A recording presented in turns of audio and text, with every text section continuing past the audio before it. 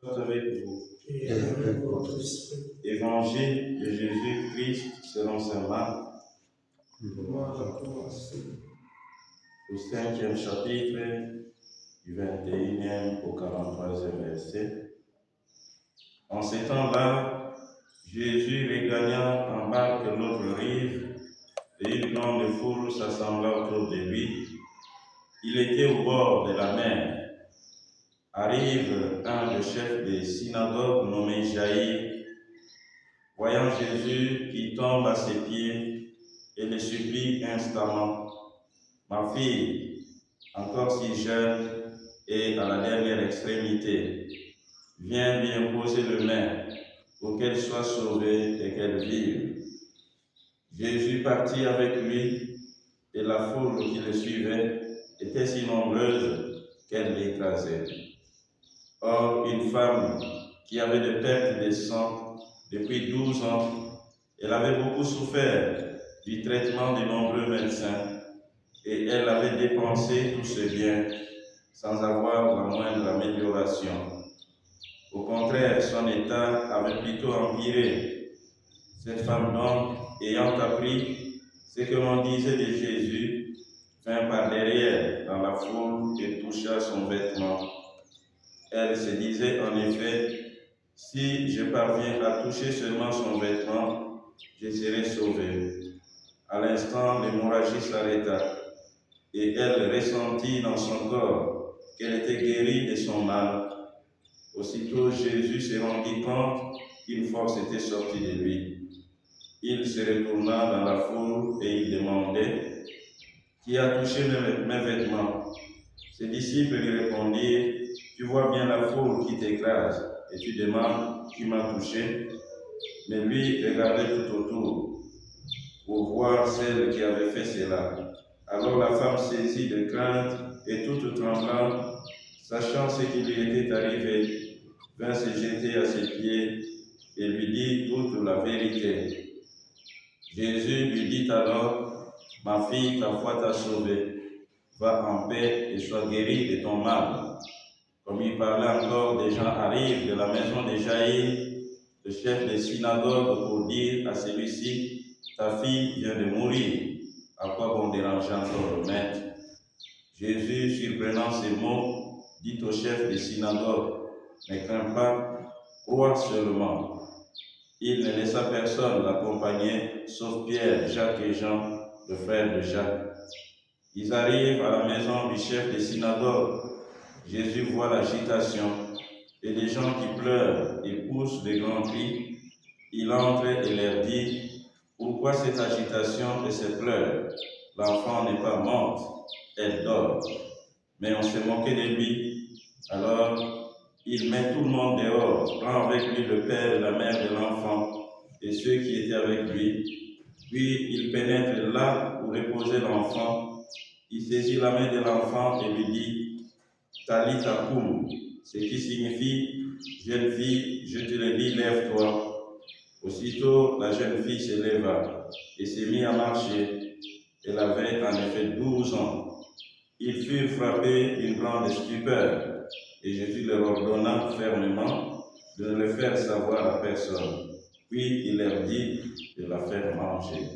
Acclamons la parole de Dieu. Gloire à toi, Seigneur. Si l'on pouvait peut-être résumer en quelques mots, c'est à quoi nous invite les lectures qui nous sont proposées aujourd'hui. Nous dirions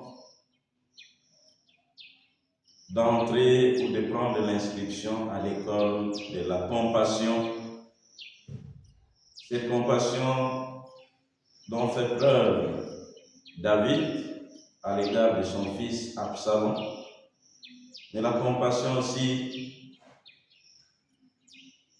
que manifeste Jésus à l'égard d'abord de la foule qui l'entoure, qui l'instruit, mais aussi de Jaïr et de cette femme qui a souffert pendant longtemps de cette hémorragie. demandons-nous aussi cette grâce de la compassion. Avoir un grand cœur pour pouvoir venir en aide à ceux qui sont dans la souffrance, porter sur nous leurs problèmes et les aider à en trouver des solutions. Mais d'abord une question par rapport à l'histoire ou à l'épisode qui nous est proposé dans la première lecture. Qui sont nos ennemis? Souvent, on a l'illusion que ceux peut-être qui nous combattent, qui convoitent ce que nous avons ou ce que nous sommes, sont des personnes lointaines. Mais la vie nous apprend que le mal qui nous arrive souvent vient de plus près de nous. Et c'est ce que nous pouvons découvrir dans cet épisode.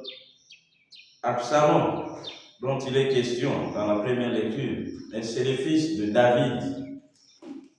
Et voilà, qui se révolte, qui se retourne contre son père, d'ailleurs qu'il pourchasse, qu'il veut détrôner pour qu'il puisse prendre sa place.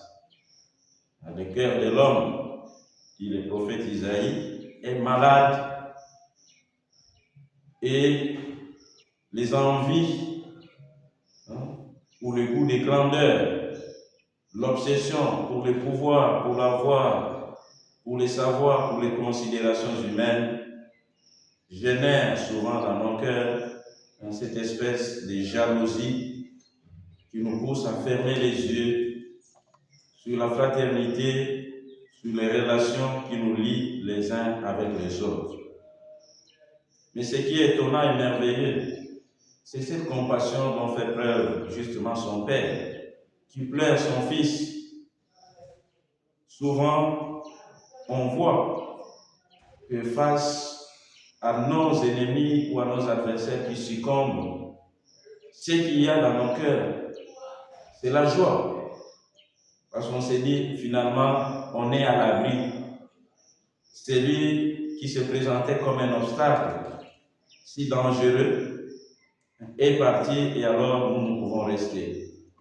Mais ce n'est pas ce que nous apprend aujourd'hui David. David plaire Absalom. Il nous introduit à cette école de la compassion. On pourrait dire aussi que ces pleurs sont aussi expression du pardon qu'il accorde à son fils révolté, mais qui n'est plus. Et que ces pleurs sont aussi comme une prière qu'il adresse au Seigneur, pour que Dieu, qui est miséricordieux, accorde à Absalom ce pardon, qu'il ne le condamne pas à cause de sa révolte contre son propre père. Que l'attitude de David nous inspire d'aimer ceux peut-être qui s'opposent à nous, de prier pour eux, mais aussi de prendre part aux souffrances qui sont les leurs. Et dans l'Évangile, comme je le disais, il y a encore cette compassion, la compassion de Jésus à l'égard de l'humanité en souffrance, aujourd'hui présente à travers la fille de Jaïr et cette femme qui a eu le mal, l'hémorragie pendant plusieurs années. On dit que Jaïr arrive et tombe aux pieds de Jésus. Et d'ailleurs, ça sera la même attitude de cette femme. Quand elle se fera découvrir, on dit elle tombe à genoux. Se mettre à genoux, un symbole d'un respect profond, en même temps aussi expression d'adoration, comme reconnaissance de la divinité et de la grandeur de Jésus.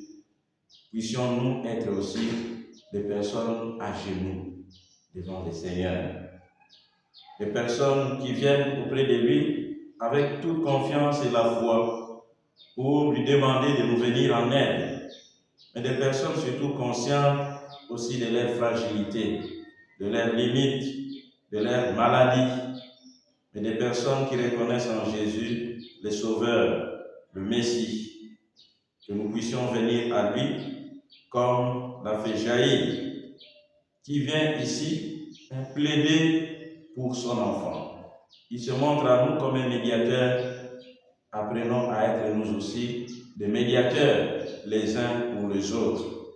Ne pas seulement rechercher nos intérêts particuliers et égoïstes, mais penser aussi au bien des autres. Et dans la deuxième phase de cette femme malade qui a pratiquement tout perdu de sa richesse en allant auprès de médecins et sans solution, et aujourd'hui qui vient vers Jésus parce qu'elle a entendu parler de Jésus. Et on dit qu'elle se disait, si j'arrive à toucher, ne serait-ce dans la frange de son vêtement, je serai guéri. C'est la foi qui guide cette femme, et elle aura gain de cause.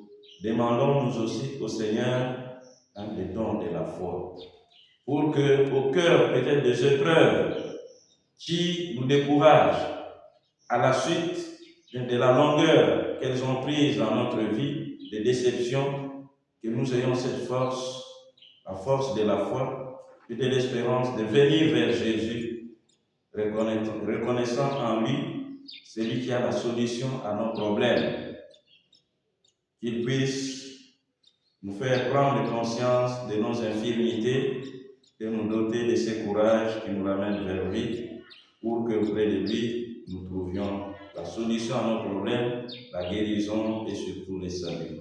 Le Seigneur soit avec vous. Et avec votre esprit.